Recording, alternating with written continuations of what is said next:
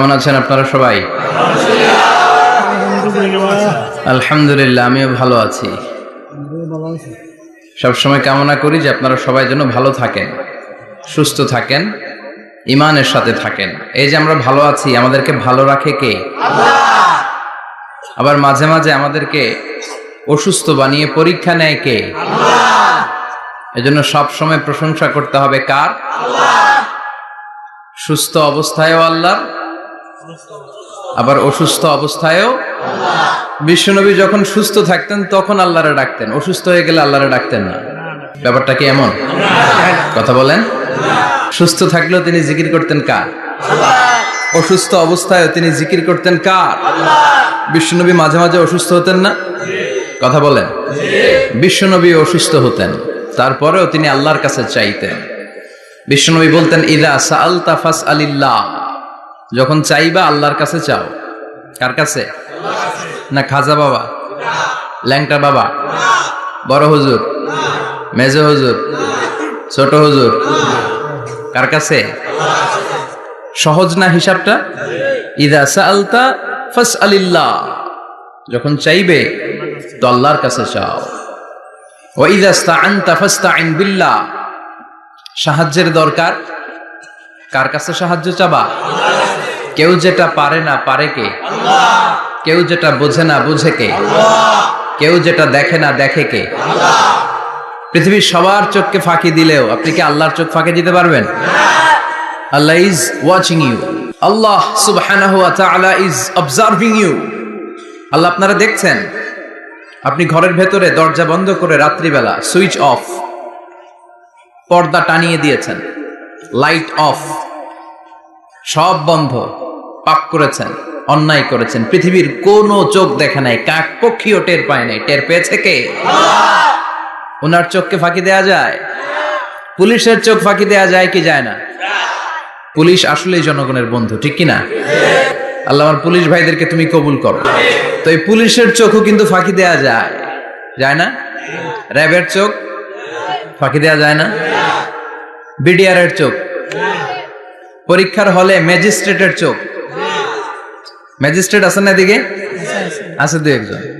তো ম্যাজিস্ট্রেটের চোখও কিন্তু ফাঁকি দেয়া যায়। বিমানবন্দরে যাত্রীরা যখন নামে তখনই জিজ্ঞেস করে কোত্থেকে আসছেন, গোল্ড আছে কিনা, বার আছে কিনা, এটা আছে কিনা, ওইটা আছে কিনা। তো এই যে বিমানবন্দরের কাস্টমস অফিসারের চোখ ফাঁকি দিয়ে অনেকে স্বর্ণ নিয়ে আসে, এরকম ডাকাইত আছে না নাই? তার মানে বিমানবন্দরের কাস্টমস অফিসারের চোখও ফাঁকি দেয়া যায় কি যায় না? তো পুলিশের চোখ ফাঁকি দেয়া যায়, র্যাবের চোখ ফাঁকি দেয়া যায়, বিমানবন্দরের কাস্টমস অফিসারের চোখ ফাঁকি দেয়া যায়, কিন্তু আল্লাহর চোখ ফাঁকি দেয়া যায়? চিল্লায় বলেন ফাঁকি দেয়া যাবে? এজন্য কেউ যেটা দেখে না দেখে কে? আল্লাহ। কেউ যেটা শোনে না শোনে কে? আল্লাহ। কেউ যেটা বুঝে না বুঝে কে? আল্লাহ। এজন্য চাইবেন কার কাছে? নাকি দয়াল বাবার কাছে? দয়াল বাবা রে দয়া করো আমারে। কি সুন্দর মিলাইছে, দয়াল বাবারে দয়া করো আমারে। দয়াল বাবা আপনার কিচ্ছু করতে পারে না। এটাই হচ্ছে খালেস তাওহীদের ধারণা। তাওহীদ মানে একত্ববাদ, ওয়াননেস অফ গড। স্রষ্টা যে একজন, সবাই আমরা এক কেন্দ্রিক হব, শুধু উনার কাছে চাবো, উনার কাছে কাঁদবো, মনের জ্বালা যন্ত্রণা শুধু উনিই পূরণ করতে পারেন, ঠিক কিনা? এটার নাম তাওহীদ। এটার নাম কি? তাওহীদেরই মুর্শিদ আমার মুহাম্মাদের নাম বলো, মুহাম্মাদের নাম। আল্লাহর নাম জপলে বুঝতে পারি আল্লাহরই কালাম, বলো মুহাম্মাদের নাম। ওই নামেরই রশি ধরে যাই আল্লাহর পথে, ওই নামেরই ভেলায় চড়ে ভাসি নূরের স্রোতে। ওই নামের বাতি জেলে দেখি আরশের মুকাম, বলো মুহাম্মাদের নাম। পড়েন তাওহীদেরই মুহাম্মাদের নাম বলো, মুহাম্মাদের নাম। আল্লাহর নাম জপলে বুঝতে পারি আল্লাহরই কালাম, বলো মুহাম্মাদের নাম। চিল্লায় পড়েন আল্লাহু আকবার। এটার নাম তাওহীদ। আমরা এক আল্লাহ বিশ্বাসী। ইদা সাআলতা ফাসআলিল্লাহ, যখন কিছু চাইতে হবে কার কাছে চাইবেন? যখন বিপদে পড়বেন কার কাছে চাইবেন? আপনার মনের জ্বালা যন্ত্রণা দূর করতে পারে কে?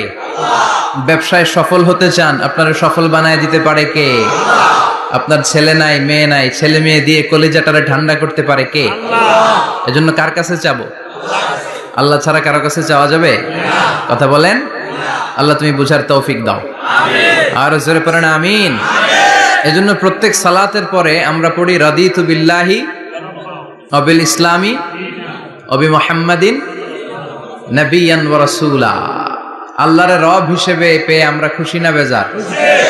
বিশ্ব নবীকে নবী হিসেবে পেয়ে খুশি না বেজার? ইসলামকে ধর্ম হিসেবে পেয়ে খুশি না বেজার? কোরআনকে সংবিধান হিসেবে পেয়ে খুশি না বেজার? আজকের মাহফিলে আসতে পেরে খুশি না বেজার? কম না বেশি? আমরা সবাই খুশি পরিমাণে বেশি। আওয়াজ করে পড়েন আল্লাহু আকবার। তাহলে রাদিতু বিল্লাহি রাব্বা, রাদিতু বিল্লাহি। প্রত্যেক সালাতের পরে এই দোয়াটা পড়েন তো? এই দোয়াটা পড়বেন, রাদিতু বিল্লাহি রাব্বা। আমরা আল্লাহকে রব হিসেবে পেয়ে খুশি, কারণ তিনি এমন রব, তিনি আমাদের মনের সব আকুতি জ্বালা যন্ত্রণাকে সমাধান করে দিতে পারেন। চিল্লায় বলেন ঠিক কিনা? তিনি এমন রব, আমরা গোপনে কিছু করলেও তিনি দেখেন, প্রকাশ্যে কিছু করলেও তিনি দেখেন। সূচনাহীন অতীত থেকে তিনি আছেন, শেষহীন ভবিষ্যৎ পর্যন্ত তিনি থাকবেন। চিল্লায় বলেন তিনি কে? এজন্য রাব্বুল আলামিন বলেন হুয়াল আউয়ালু ওয়াল আখিরু ওয়াজ যাহিরু ওয়াল বাতিন ওয়া হুয়া বিকুল্লি শাইইন আলিম। আল্লাহ বললেন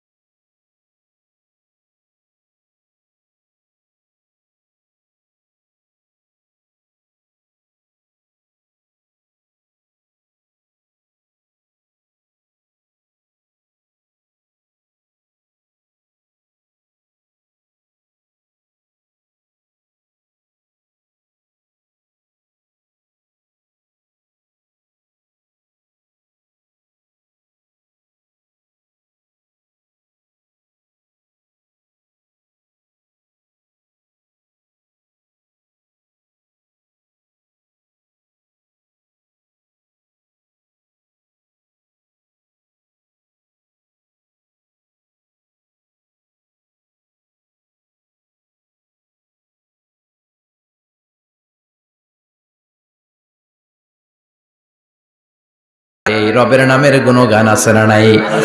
আমরা যখন রুকুতে যাই আমরা পড়ি সুবহান রাব্বিয়াল, আবার যখন আমরা সিজদায় যাই আমরা পড়ি সুবহান রাব্বিয়াল আ'লা। রুকুতে গেলে সুবহান রাব্বিয়াল আযীম, আবার যখন সিজদায় যাই তখন আমরা পড়ি সুবহান রাব্বিয়াল আ'লা। আবার কবরের জীবন যখন আমরা শুরু করে দিব, কবরের প্রথম প্রশ্ন হবে তোমার রবের নাম কি? আমরা বলবো আল্লাহ আমারে রব,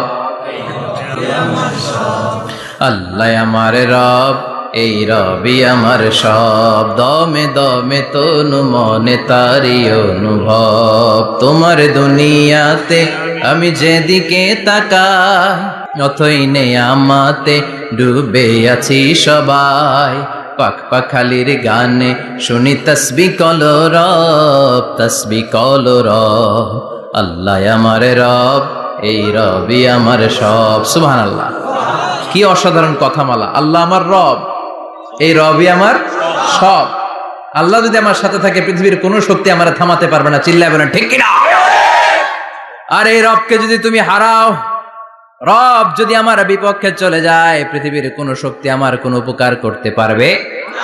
এজন্য বিশ্বনবী বলতেন, ইযা সাআলতা ফাসআলিল্লাহ ওয়া ইযা ইসতাআনতা ফাসতাইন বিল্লাহ। যখন সাহায্য চাইতে মনে চাইবে, সাহায্য চাইবা কার কাছে?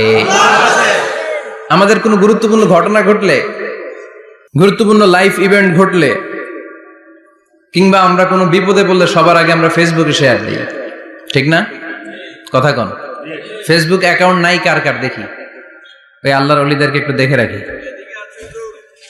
মাশাআল্লাহ, অনেকের নাই,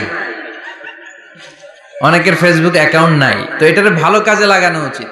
যেটাই আমরা করি এটা যেন ইসলামের পক্ষে যায়, ঠিক কি না? মিন হুসনি ইসলামিল মারই তারকুহু মা লা ইয়ানিহি।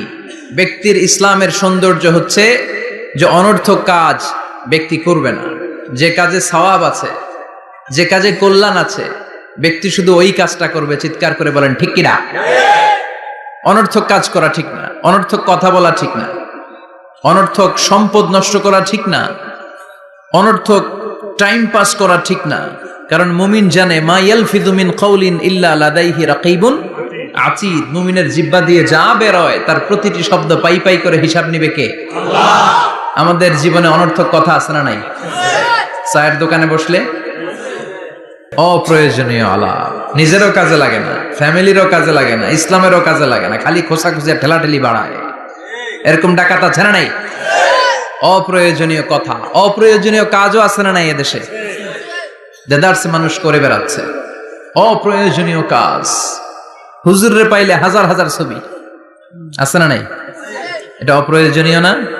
হজে গিয়েছিলাম, কমসে কম 10,000 ছবি তুলছে আমার সাথে হাজিরা। অপ্রয়োজনীয়, প্রয়োজন নাই। এসেছে ইবাদত করতে, হুজুর একটা সেলফি। ইয়াং ছেলেপেলারা সেলফি তোলে বেশি। আর বুঝলাম না, আঙ্গুল দুইটা এরকম করে রাখে। আমি বললাম এটা কি? কই হুজুর, ইটস গ্যাংনাম স্টাইল। এটা কি? Gangnam style. এরকম বাঁকা করে থাকবে আর এরকম দুইটা ছবি তুলবে। তো এগুলো অনর্থক। মুমিন ওই কাজ করবে যে কাজটা constructive, fruitful for him, for his family and for the society। যেটা তার নিজের কাজে আসবে, যেটা তার ফ্যামিলির কাজে আসবে, যেটা সমাজের কাজে আসবে। এই কাজগুলো করার দরকার আছে না নাই? আমার দেশের যুবক ছেলেগুলো অপ্রয়োজনীয়, কোনো কারণ নাই এই সমস্ত কাজে ঝগড়া বিবাদে আলাপে লিপ্ত থাকার কারণে তাদের যে ইনোভেটিভ পাওয়ার আল্লাহ তাআলা দিয়েছেন, এটাকে তারা কাজে লাগাতে পারে না। আমাদের দেশের যুবকদের কিন্তু অনেক ম্যারিট। তারা যখন পৃথিবীর বিভিন্ন দেশের ইউনিভার্সিটিগুলোতে পড়ে, তারা র্যাঙ্কিং এ 1 নম্বরে আসে একেবারে। আমি যে ইউনিভার্সিটিতে পড়ি, ইন্টারন্যাশনাল ইসলামিক ইউনিভার্সিটি মালয়েশিয়া, ওখানে বাংলাদেশিদের ফলাফল রেজাল্ট সবচেয়ে ভালো। হার্ভার্ডে যান, ক্যামব্রিজে যান, অক্সফোর্ডে যান, যেখানেই যাবেন বাংলাদেশিদের ফলাফল অনেক ভালো। তো তারা সেখানে অপ্রয়োজনীয় কাজে তাদের সময়কে নষ্ট করে না। এজন্য যুবক ভাইয়েরা, তোমাদের আছে প্রাণ ঢালা উচ্ছ্বাস, অনেক শক্তি তোমাদের গায়ে।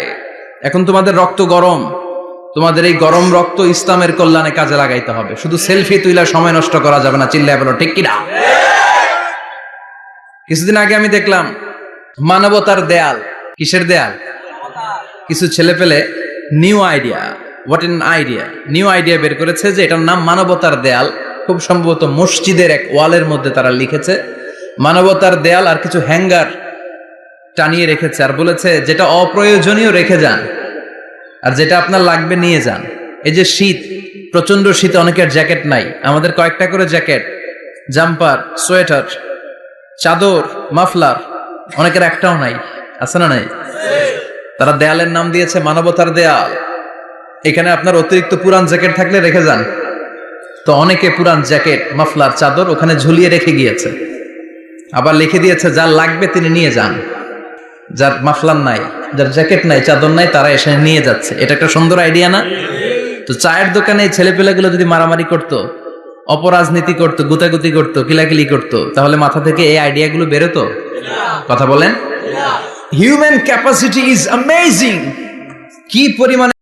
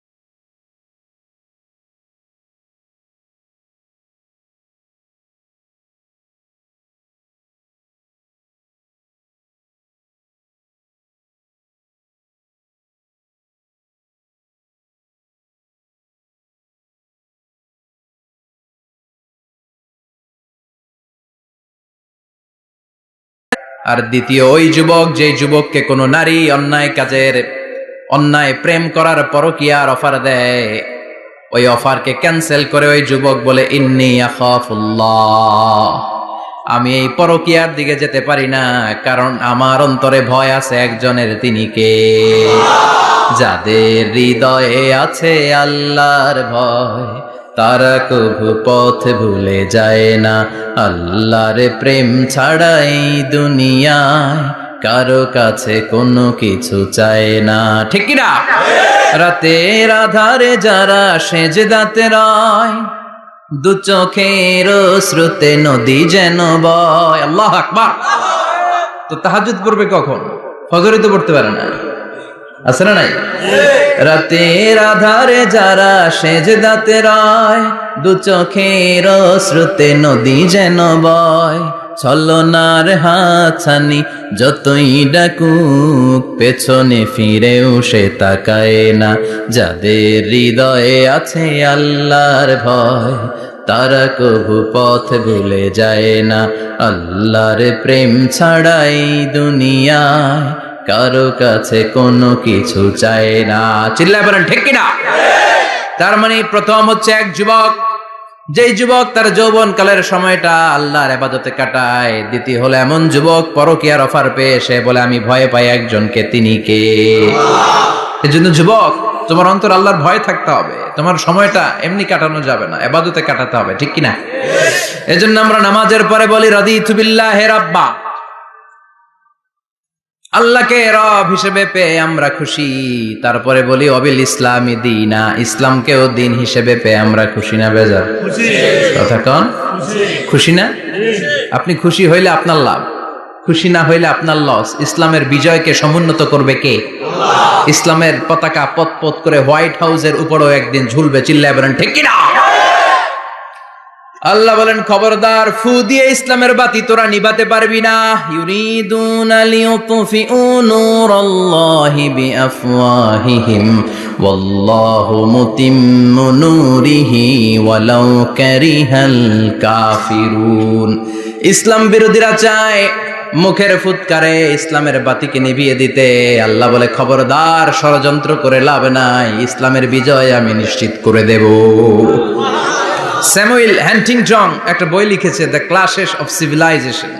ওই বইতে তিনি বলেছেন এই যে সভ্যতার সংঘাত, এত সভ্যতা, চায়না সভ্যতা, আর্য সভ্যতা, বৈদিক সভ্যতা, সিন্ধু সভ্যতা, মহেঞ্জোদারো সভ্যতা, ইরাকীয় সভ্যতা, মিশরীয় সভ্যতা, একটার পর একটা সভ্যতা পৃথিবীতে এসেছে, একটার পর একটা সুপার পাওয়ার।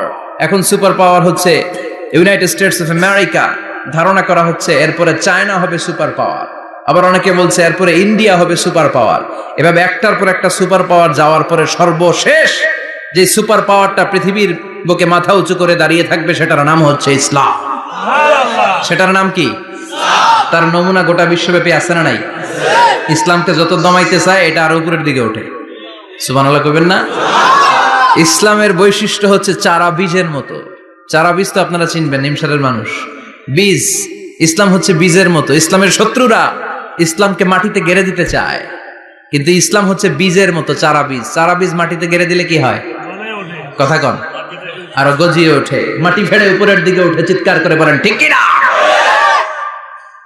ইসলাম হচ্ছে টিউবের মতো। টিউব, পুকুরে যারা নতুন সাঁতার কাটতে যায়, ডুবে যাতে মারা না যায়, টিউব নিয়ে সাগরের মধ্যে নামে। এই টিউবকে যত আপনি পানির নিচে ডুবাতে চাইবেন, টিউব আর উপরের দিকে ভেসে ভেসে উঠে। সুবহানাল্লাহ পড়ে। ইসলামরে তো ওরা চিনে নাই। ইসলাম হচ্ছে চারা বীজের মতো, ইসলাম হচ্ছে টায়ারের টিউবের মতো। এটার যতই নিচের দিকে নামাইতে যায়, এটার বৈশিষ্ট্য হচ্ছে এটার ধাক্কা মারলে এটার উপরের দিকে ওঠে। সুবহানাল্লাহ কইবেন না? গোটা বিশ্বব্যাপী আজকে ইসলামের গণজোয়ার, হাজার হাজার লোক কালিমা পড়ে মুসলমান হচ্ছে। গত কিছুদিন আগে আফ্রিকাতে এক লোক এক গ্রামের কয়েক হাজার মানুষকে এক ময়দানে দাঁড় করিয়ে একসাথে শাহাদাতের বাণী পাঠ করিয়ে মুসলমান বানায় ফেলছে। এই আফ্রিকার বুকে এতদিন আমেরিকার কাজ ছিল, এটারে বলে Tansir, Christian missionary. Lakh lakh dollar দিয়ে আফ্রিকার দেশগুলোর মধ্যে গরিব গরিব মুসলমানগুলোরে তারা নাসারা বানাতো। এই বিষয়টা যখন মুসলিম স্কলারদের নজরে এলো, এখন গোটা বিশ্বের সব মুসলিম স্কলাররা আফ্রিকায় যে ইসলামের দাওয়াতকে প্রচার করে দিচ্ছে। গ্রামকে গ্রাম খ্রিস্টান সম্প্রদায় লা ইলাহা ইল্লাল্লাহ মুহাম্মাদুর রাসূলুল্লাহ। ঝিনুকের ভেতর লুকিয়ে থাকে যেমন মতি, ঝিনুকের ভেতর লুকিয়ে থাকে যেমন মতি, কালমা শাহাদাতে আছে আল্লাহর জ্যোতি, কালমা শাহাদাতে আছে আল্লাহর জ্যোতি। পড়েন সবাই। ঝিনুকের ভেতর লুকিয়ে থাকে যেমন মতি, ঝিনুকের ভেতর লুকিয়ে থাকে যেমন মতি, কালমা শাহাদাতে আছে আল্লাহর জ্যোতি, কালমা শাহাদাতে আছে আল্লাহর জ্যোতি। ঠিক কি না? এই জ্যোতি যদি একবার কারো হৃদয়ের মধ্যে স্থান করে নেয়, এই নুরানি আলোর ছোটা যদি কারো হৃদয়ের মধ্যে জায়গা দখল করে নেয়, পৃথিবীর কোনো মতাদর্শ তার অন্তরের মধ্যে আর থাকতে পারে না। গ্রামকে গ্রাম আফ্রিকাতে এখন কালিমা পড়ে পড়ে মানুষ মুসলমান হয়ে যাচ্ছে। সুবহানাল্লাহ পড়ে। একদিন আমেরিকার হোয়াইট হাউসের উপরেও কালিমার লা ইলাহা ইল্লাল্লাহর পতাকা পতপত করে উড়বে, চিল্লাবে।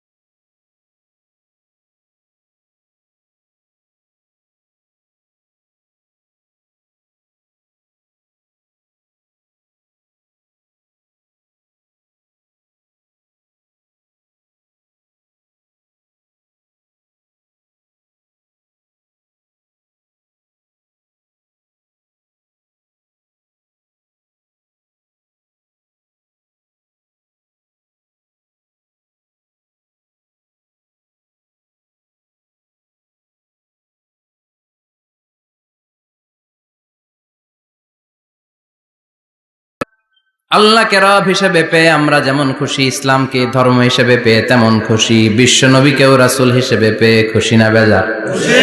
কথা কন। এই বিশ্ব নবীর ভালোবাসা যদি অন্তরে না থাকে, জান্নাতে ঢোকা যাবে নাকি? আল্লাহর ভালোবাসা, বিশ্ব নবীর ভালোবাসা অন্তরে থাকার দরকার আছে না নাই? আল্লাহকে যে পাইতে চায়, হযরত কে ভালোবেসে, আরশ কুরসি লৌহ কালম না চাইতে পেয়েছে সে, হযরত কে ভালোবেসে, আরশ কুরসি লৌহ কালম না চাইতে পেয়েছে সে। চিল্লায় বলেন ঠিক কিনা? নবীর ভালোবাসা অন্তরে থাকতে হবে। তাহলে তিনটা জিনিসের ঘোষণা আমরা দেই নামাজের পর। আল্লাহকে রব হিসেবে পেয়ে আমরা খুশি, ইসলামকে ধর্ম হিসেবে পেয়ে খুশি, বিশ্বনবীকে রাসূল হিসেবে পেয়ে খুশি, আবার এই কিতাবটারে সংবিধান হিসেবে পেয়ে আমরা খুশি না বেজার? এটার আলোকে আমাদের সমাজ প্রতিষ্ঠিত হোক, মদিনার সমাজ হোক, সোনালী সমাজ হোক, আলোকিত সমাজ হোক, আমরা চাই কি চাই না? এই কোরআনের আইন দিয়ে আমার দেশ চলুক, আমরা চাই কি চাই না? এই কোরআনে ধর্ষকদের বিচার আছে না নাই? অবিবাহিত ধর্ষক হলে 80 ব্যাট, 100 ব্যাট, আর যদি বিবাহিত ধর্ষক হয় ডেথ পেনাল্টি। সৌদিতে করে হেড অফ, মাথাটাকে নুইয়ে তলোয়ার দিয়ে এক কোপ মেরে গর্দানটা আলাদা করে দেয়, ঠিক কিনা?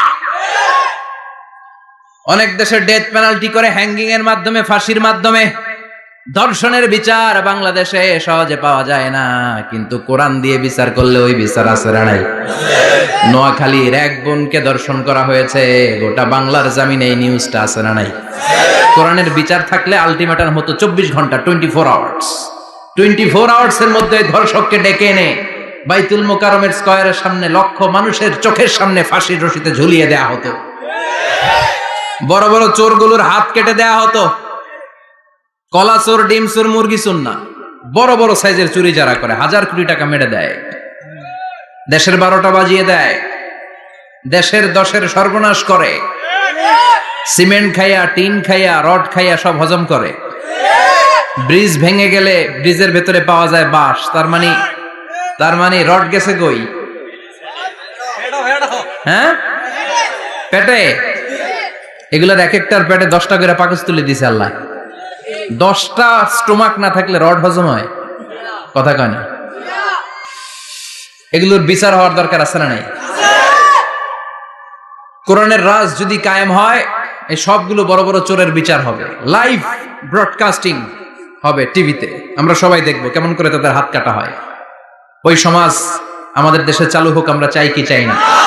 তাহলে সোজা সাপটা হিসাব, এই 4টা জিনিসের বিরুদ্ধে কেউ অবস্থান নিলে তাদের বিরুদ্ধে আমাদের অবস্থান, জোরে কোন ঠিক কিনা? আর এই 4টা জিনিসের পক্ষে যারা কথা বলবে তাদের জন্য আমাদের অন্তরে দোয়া আছে না নাই?